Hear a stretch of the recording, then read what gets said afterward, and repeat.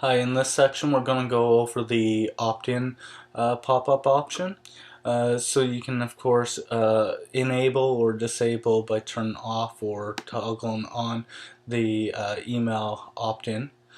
You can use your own form code in here by just checking this box, and you'll just copy and paste that, which you'll get from your autoresponder. Just put the code in there and save it.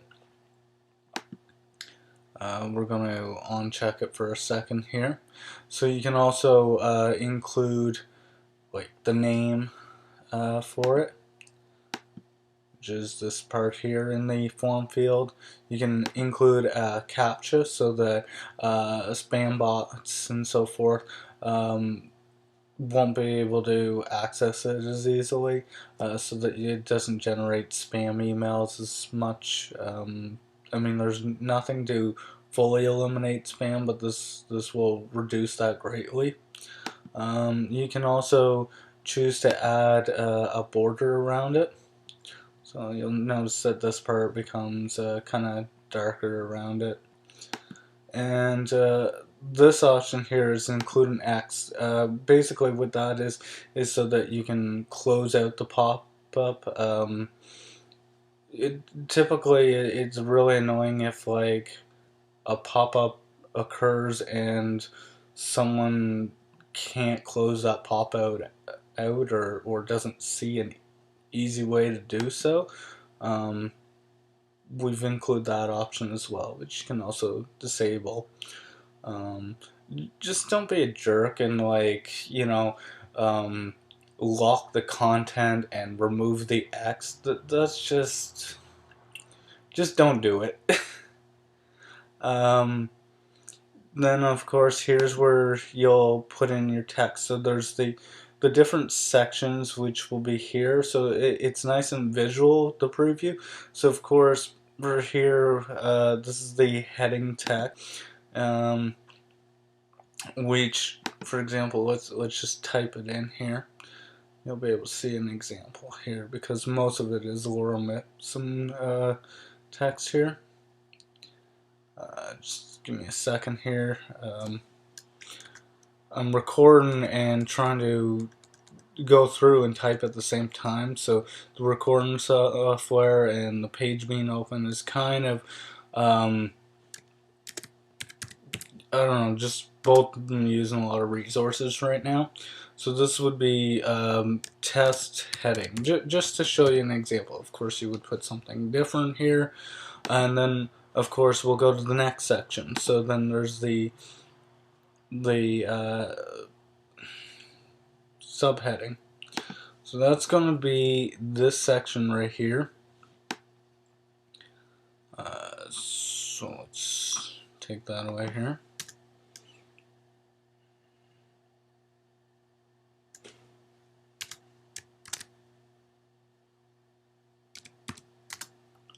It's called the subheading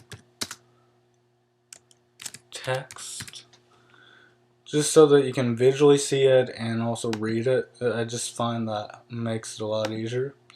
Now this is your name input field, and this is what you'll see in the back of it, kind of to show you. Now your name here is one thing here that's pretty self-explanatory, same as the email. Let's say we want to edit this, so we could say, for example, enter your best email here,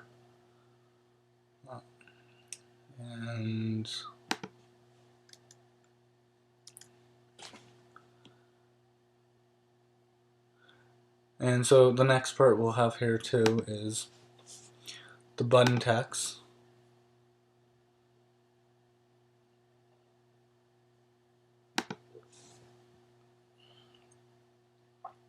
Now, just as marketing advice as well here, because I've been doing this for quite a while, and so I've kind of learned even some basic things, and this is what I want to do. I mean, software by itself is a tool, right? But to add value is what I really want to do as well. So anyone can pick up a tool, but it's how you market it is the to use software as a tool effectively. So I found that by using text such as submit, um, there's a negative connotation on it. Personally, I find something such as subscribe um, tends to be nicer to viewers because submit just seems like, I don't know, maybe I'm overthinking it, but from analytics standpoints and in our own split testing, we found that to use like subscribe or go just seems to work a lot better as a call to action for it. I mean, you do what you wish with it, but just trying to help everyone out there. Um, I mean, I'm just going based off of the data that we have, and when we started tweaking the layout of different opt-in forms, we found that it performed a lot better side by side with using different calls to action. Um, and of course, always having really good relevant content. I mean, that's a must. But you can also change the color, and there's a couple ways here. Now, let's say for example, I wanted to change the I mean, you can do it for all of it really. There's the heading background.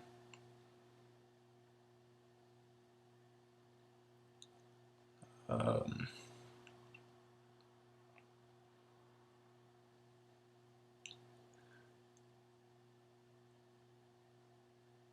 so just give me one moment. There we go. We're at the bottom. So of course here we have the hexadecimal color, 256 colors here, and there's so you can select the uh, color in here, or if you already know the number, which haven't done web design for some time. I know a lot of them off by heart. So for example, let's say we wanted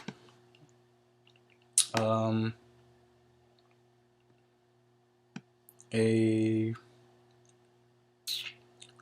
gray color, for example. So we'll just put, each one is just 6 characters long here, a combination of letters and numbers. So what we'll do is we'll put in 6 C's, for example. So I'm going to go C, C, C, C, C, C. And we get like a nice slate gray here. And you'll notice up here, and when we scroll up, it's already putting the background in, so that you can visually see it. So that I don't have to scroll down so much, and you'll get the picture of being able to customize all these as well. But let's say the button background. The rest of it's going to be for all of the text, but let's say, for example, I want to change it from that orangey color to something else. So let me see here. I will scroll down.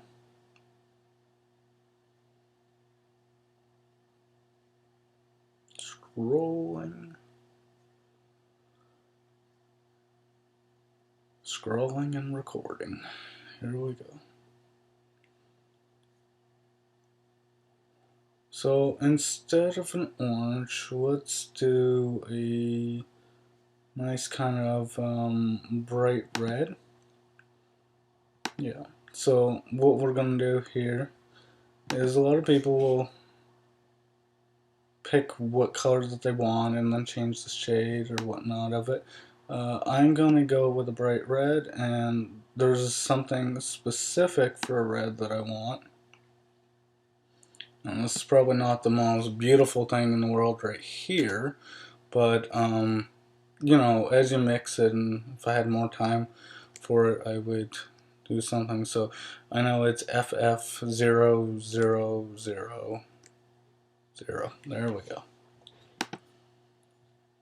And that concludes this tutorial. Just make sure you save, and that's it.